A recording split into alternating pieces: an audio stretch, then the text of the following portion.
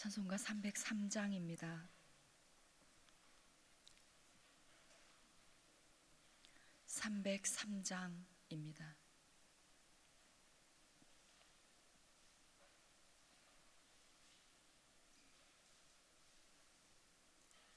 날 위하여 십자가에 중한 고통 받으사 대신 죽은 주 예수의 사랑하신 은혜여, 보배로운 피를 흘려 영영 죽을 죄에서 구속함을 받은 우리 어찌 찬양 안 할까. 예수 안에 있는 우리 한량없이 즐겁고 주 성령의 위로함이 마음속에 차도다. 천국 음악 소리 같은 은혜로운 그 말씀 끊임없이 듣는 우리 어찌 찬양 안 할까. 이 세상의 모진 풍파 쉬지 않고 불어도 주님 안에 보호받는 우리 마음 편하다. 늘 깨어서 기도하고 저 천국을 바라며 주님만을 기다리니 어찌 찬양 안 할까. 사무엘하 3장 12절에서 21절 말씀입니다.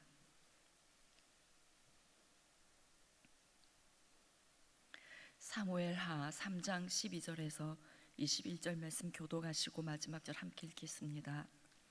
아브넬이 자기를 대신하여 전령들을 다윗에게 보내어 이르되 이 땅이 누구의 것이니이까. 또 이르되 당신은 나와 더불어 언약을 맺사이다. 내 손이 당신을 도와 온 이스라엘이 당신에게 돌아가게 하리이다 하니.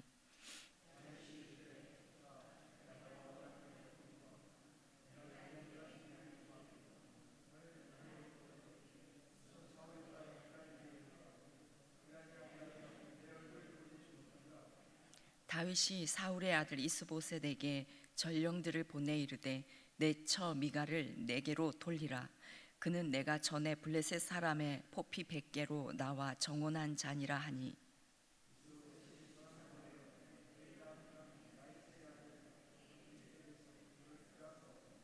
그의 남편이 그와 함께 오되 울며 바후림까지 따라왔더니 아브넬이 그에게 돌아가라 하매 돌아가니라.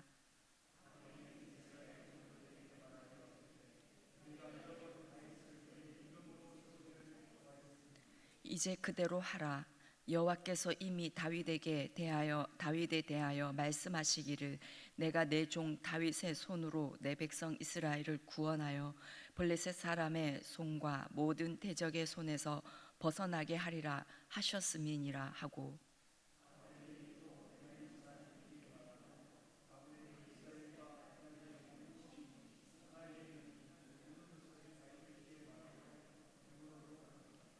아브넬이 부하 20명과 더불어 헤브론에 이르러 다윗에게 나아가니 다윗이 아브넬과 그와 함께 한 사람을 위하여 잔치를 배설하였더라. 아브넬이 다윗에게 말하되 내가 일어나 가서 온 이스라엘 무리를 내 주 왕의 앞에 모아 더불어 언약을 맺게 하고 마음에 원하시는 대로 모든 것을 다스리게 하리이다 하니 이에 다윗이 아브넬을 보내매 그가 평안히 가니라. 아멘. 예, 아브넬이 이스보셋의 아버지 사울의 첩과 통간한 일로 인해서 이스보셋이 이 아브넬을 질책하였고 그 일로 인해서 아브넬과 이스보셋의 관계는 완전히 틀어졌습니다. 게다가 갈수록 사울의 집안은 점점 강하여져 가고 또 다윗의 집안은 점점 강해져 가는 것을 보고 아브넬은 지금 다윗에게 가야 되겠다라고 마음을 먹었습니다. 그래야 이 아브넬이 통일 이스라엘 왕국의 2인자가 될 수 있겠다 계산을 한 것입니다. 그래서 아브넬은 이스라엘을 다윗에게 넘기기로 마음을 먹었습니다. 12절입니다. 아브넬이 자기를 대신하여 전령들을 다윗에게 보내어 이르되 이 땅이 누구의 것이니까? 또 이르되 당신은 나와 더불어 언약을 맺사이다. 내 손이 당신을 도와 온 이스라엘이 당신에게 돌아가게 하리이다 하니 아브넬은 다윗에게 전령들을 보내서 다윗이 온 이스라엘의 왕이 되도록 자신이 돕겠다고 하면서 언약을 맺자고 제안을 하였습니다. 이 12절에 이 땅이 누구의 것이니까 라는 이 말은 이 땅은 다윗의 것이 아닙니까? 라는 뜻이지만 그 속에는 지금은 이 땅이 내 손 안에 있지 않습니까? 라는 의미도 되는 것입니다.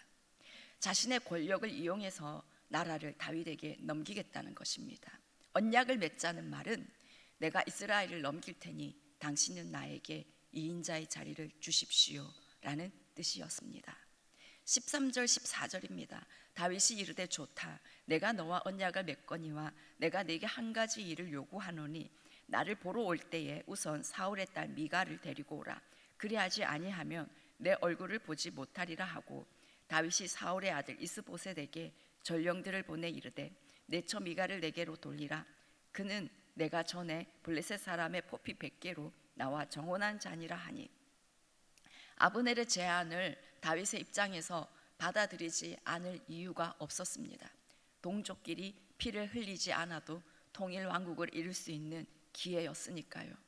그러나 언약을 맺기 전에 이 아브넬의 진정성을 시험해 볼 필요는 있었습니다. 그래서 자신의 첫 아내였던 미갈을 데려오라고 말한 것입니다. 다윗은 미갈과 정식으로 이혼한 적이 없었기 때문에 여전히 미갈은 법적으로 미갈의 남편은 다윗이었습니다. 그리고 이 미갈이 사울의 딸이었기 때문에 다윗은 이 사울 왕의 사위라는 지위를 회복해서 왕으로서의 정통성을 확보하려는 그러한 목적도 있었을 것입니다. 그래서 15절을 보시면 이스보셋이 사람을 보내 그의 남편 라이스의 아들 발디엘에게서 그를 빼앗아오매 이스보셋이 아무 힘없는 이 이스보셋은 사람을 보내서 미갈을 다윗에게 보냅니다. 이 미갈이 다윗에게 가는 길에 이 미갈의 남편 발디엘이 울면서 바울임까지 따라오자 아브넬이 그만 돌아가라 라고 말을 하니 아무 말도 못하고 돌아가게 됩니다. 17절 18절입니다. 아브넬이 이스라엘 장로들에게 말하여 이르되 너희가 여러 번 다윗을 너희의 임금으로 세우기를 구하였으니 이제 그대로 하라. 여호와께서 이미 다윗에 대하여 말씀하시기를 내가 내 종 다윗의 손으로 내 백성 이스라엘을 구원하여 블레셋 사람의 손과 모든 대적의 손에서 벗어나게 하리라 하셨음이니라 하고 아브넬은 미갈을 보낸 후에 이스라엘 장로들을 모아놓고 그동안 다윗을 왕으로 세우기를 너희들이 구했으니 이제 그렇게 하라라고 말합니다. 18절을 보시면 아브넬은 이미 이스라엘 장로들의 마음을 알고 있었습니다. 그들의 마음이 다윗에게 향하여 있는 것을 알고 있었습니다. 그리고 여호와께서 이미 다윗을 왕으로 삼으실 것에 대해서 말씀하신 것도 알고 있었습니다. 이렇게 하나님의 뜻도 알고 있었으면서도 그동안 아브넬은 자신의 권세와 욕망을 이루기 위해서 이스보셋을 이스라엘의 왕으로 세워 놓았던 것입니다. 그리고 아브넬은 이제 사울의 집이 점점 약하여져 가고 자신의 입지가 점점 약하여져 가니까 더 늦기 전에 다윗 밑으로 들어가기 위해서, 그래서 이스라엘 장로들에게 말을 하는데 18절을 다시 보시면 여호와께서라고 말합니다. 여호와께서 이미 다윗에 대하여 말씀하시기를 내가 내 종 다윗의 손으로 내 백성 이스라엘을 구원하여 블레셋 사람의 손과 모든 대적의 손에서 벗어나게 하리라 하셨음이니라. 여호와께서, 이 하나님의 이름을 대면서 이스라엘 장로들을 설득합니다. 아브넬은 자신의 욕망을 위해서 음모를 꾸미고 반역을 꾀하면서도 그 명분을 그럴듯하게 여호와께서 그렇게 말씀하셨다라고 하면서 이것이 하나님의 뜻이다라고 말합니다. 물론 맞습니다만은 자신의 유익을 위해서 하나님의 이름을 이용하고 있는 모습을 보게 됩니다. 그런데 이 아브넬의 모습은요, 이 자신을 위해서, 자신의 이름을 높이기 위해서, 자신의 뜻을 이루기 위해서 하나님의 이름을 이용하는 이러한 모습이 우리에게도 있을 때가 없지 않습니다. 우리도 권력욕, 물질욕 채우기 위해서, 나 자신을 높이기 위해서 일을 벌리면서 하나님의 영광을 위하여 하는 것처럼 가면을 쓸 때가 있습니다. 자신의 욕심을 구하면서도 고상하고 거룩한 이유를 붙이기도 합니다. 예를 들어서 좋은 대학, 좋은 직장, 사업의 성공 등을 구하면서 하나님의 영광을 위해서라고 말합니다. 그것이 진짜 하나님의 영광을 위해서라면 다행인데, 사실 진짜 속마음은 물질에 대한 욕심과 세상의 영광을 내가 높아지기 위해 그렇게 하기 위해서인 경우가 없지 않습니다. 그런데 하나님은 다 아십니다. 우리의 중심을 다 아시는 하나님은 속지 않으십니다. 하나님은 업신여김을 받지 않으십니다. 이용당하지 않으십니다.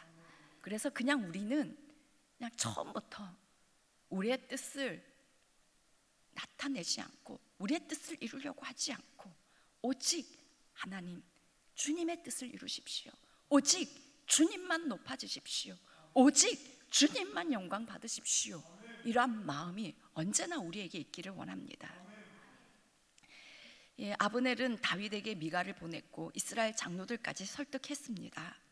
그리고 19절입니다. 아브넬이 또 베냐민 사람의 귀에 말하고 아브넬이 이스라엘과 베냐민의 온 집이 선하게 여기는 모든 것을 다윗의 귀에 말하려고 헤브론으로 가니라. 베냐민의 온 집이 선하게 여겼다라고 말합니다.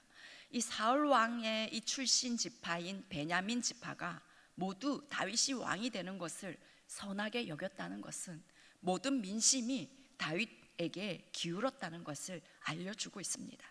다윗은 스스로 왕이 되려고 하지 않았습니다.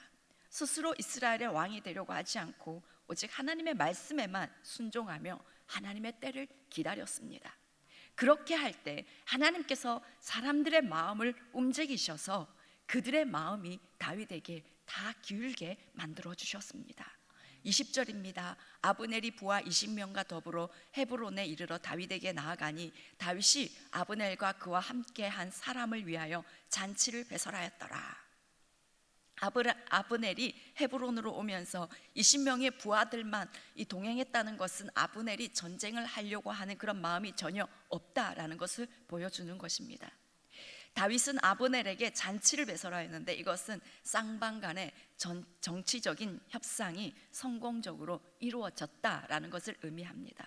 21절입니다. 아브넬이 다윗에게 말하되 내가 일어나 가서 온 이스라엘 무리를 내 주 왕의 앞에 모아 더불어 언약을 맺게 하고 마음에 원하시는 대로 모든 것을 다스리게 하리이다 하니 이에 다윗이 아브넬을 보내매 그가 평안히 가니라. 아브넬은 자신이 돌아가서 이스라엘 무리를 불러 모아 왕과 조약을 맺도록 하겠다. 그래서 왕이 원하시는 대로 모든 것을 다스리시게 하겠다라고 약속합니다. 그래서 비로소 다윗과 이스보셋으로 나누어져 있던 이스라엘이 다윗을 중심으로 통일 왕국을 이룰 수 있는 준비가 갖추어집니다. 이렇게 되기까지 다윗이 어떻게 한 것이 아니었습니다. 모두 하나님의 일하심이었습니다. 시간이 지날수록 다윗의 집은 점점 약해져 가고 다윗은 점점 강하게 하나님께서 그렇게 하셨습니다. 하나님은 계속 다윗에게 승리를 주셨고 사람들의 마음이 다윗에게로 기울게 하셨습니다. 그리고 마침내 하나님은 아브넬을 통해서 이스보셋을 추종하던 이스라엘 장로들까지 그리고 베냐민 사람들의 마음까지 다윗에게 돌아오게 하였습니다. 이렇게 되기까지 다윗은 오랜 시간을 기다려야 했습니다. 다윗이 소년이었을 때 사무엘 선지자에게 기름 부음을 받았습니다. 하지만 아주 오랜 시간 다윗에게 쫓기는 삶을 살면서 어려움을 겪었습니다.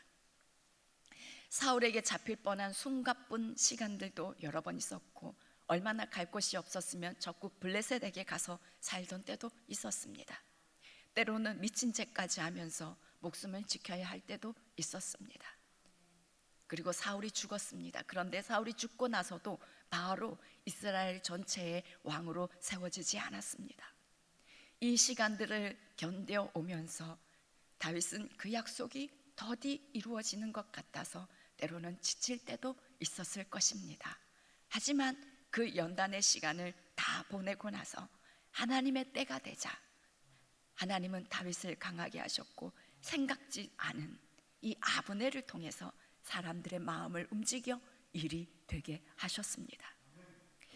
여러분, 하나님의 약속은 변함이 없으십니다. 하나님은 너무나 신실하십니다. 제가 약 20여 년 전에 그때는 교사의 신분으로 청소년을 데리고 연합수련회에 참여했었습니다. 그때 강사로 어떤 여자 전도사님께서 나오셔서 찬양을 인도하고 말씀을 전하는 것을 보았는데 매우 인상적이었습니다. 그때 그 모습을 보고 있는 저에게 하나님께서 너는 저렇게 될 거야, 너는 저렇게 될 거야 라는 마음을 계속 주셨습니다. 저는 그때 작은 교회에서 그냥 교사로 섬기는 사람일 뿐이었습니다. 그런데 그런 생각이 자꾸 떠올라서 제가 제 머리를 치면서 예수 이름으로 떠나가라 하면서 그랬었습니다. 그런데 정말로 하나님은 약 20여 년 후에 저가 목사가 되게 하시고 찬양 인도도 하며 설교를 하는 그런 사람으로 만들어 놓으셨습니다. 하나님은 우리에게 가장 좋으신 계획을 가지시고 그 뜻을 신실하게 이루어 가시는 분이십니다. 우리는 그 계획을 구체적으로 잘 몰라서 때로는 고민하며 답답해하는 시간을 가질 때가 있습니다. 그러나 하나님은 신실하게 그 길을 인도하시고 만들어 가시는 분이십니다. 하나님께서 약속하셨다면 하나님은 생각지도 못한 방법으로 일을 하시고 이루시는 분이십니다.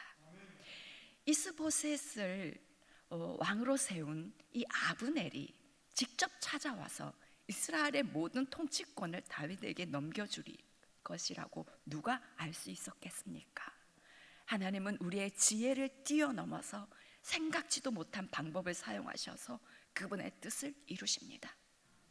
그래서 사도 바울은 로마서 11장 33절에서 깊도다 하나님의 지혜와 지식의 풍성함이요 그의 판단은 헤아리지 못할 것이며 그의 길은 찾지 못할 것이로다. 하나님의 지혜와 지식이 너무나 깊고 풍성하여 감탄하며 고백하였습니다. 그렇습니다. 우리를 향한 하나님의 지혜와 지식은 너무나 깊고 풍성하십니다. 그분의 판단은 우리가 헤아리지도 못할 것이며 그분의 길은 우리가 찾지도 못할 그런 길입니다. 그러니 우리가 계획하려고 하지 말기를 원합니다. 우리의 뜻을 이루려고 하지 않기를 원합니다. 그분을 온전히 신뢰하기 원합니다. 언제나 하나님의 지혜와 판단을 강구하는 우리가 되기를 원합니다. 오늘도 우리를 향해 놀라운 지혜를 가지시고 우리 길을 인도하시는 그 하나님을 우리가 신뢰합시다. 그리고 기도를 포기하지 맙시다. 그래서 전능하신 하나님께서 이루시는 그 일을 경험하는 우리의 인생이 되기를 간절히 원합니다. 기도하겠습니다. 선하신 하나님, 하나님의 놀라우신 지혜와 하나님의 그 풍성하신 지식으로 인하여 하나님께 감사드리며 주님을 찬양드립니다. 하나님, 오늘도 우리의 생각과 우리의 욕망과 우리의 계획을 주님 앞에 다 내려놓습니다. 주님, 주님의 뜻이 이루어지기만을 간절히 간구합니다. 주님, 그 뜻이 이루어지기까지 기도를 쉬지 않겠습니다. 하나님을 온전히 신뢰하겠습니다. 우리의 마음을 하나님 온전히 붙들어 매어 하나님께로만 아버지 엎드리며 주님만을 바라보겠습니다. 하나님 기다리겠습니다. 하나님의 뜻이 온전히 이루어지기만을 간절히 소망합니다. 하나님 아버지,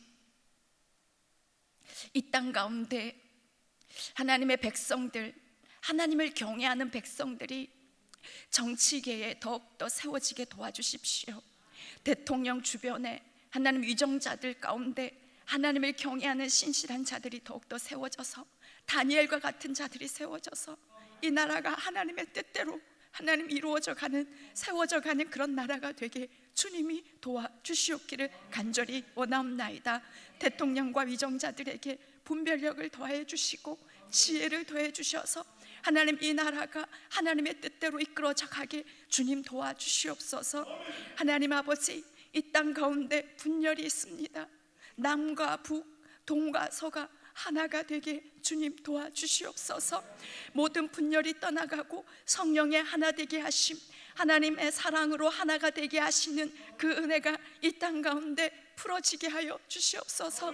특별히 저 북녘 땅의 동포들을 불쌍히 여겨 주시옵소서.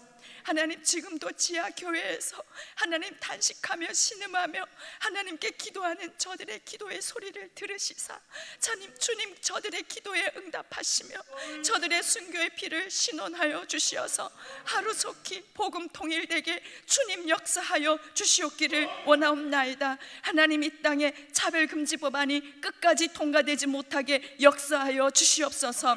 하나님, 낙태죄가 입법화되게 주님 역사하여 주시옵소서. 생명을 존귀하게 여기는 나라 되게 해주십시오. 이 나라에서 음란함이 떠나가게 해주십시오. 하나님, 이 나라에서 우상이 떠나가게 하여 주십시오. 거룩한 대한민국 되게 하여 주십시오. 하나님, 선교대국으로 하나님 나라 위에 귀하게 쓰임받는 이 나라의 민족 되게 도와주시옵소서. 그래야 하나님의 복을 누리는 이 나라 되게 하여 주시옵소서. 이 모든 말씀 우리 주 예수님의 이름으로 기도드립니다. 아멘. 하늘에 계신 우리 아버지, 아버지의 이름을 거룩하게 하시며 아버지의 나라가 오게 하시며 아버지의 뜻이 하늘에서와 같이 땅에서도 이루어지게 하소서. 오늘 우리에게 일용할 양식을 주시고 우리가 우리에게 잘못한 사람을 용서하여 준 것 같이 우리 죄를 용서하여 주시고 우리를 시험에 빠지지 않게 하시고 악에서 구하소서. 나라와 권능과 영광이 영원히 아버지의 것입니다. 아멘.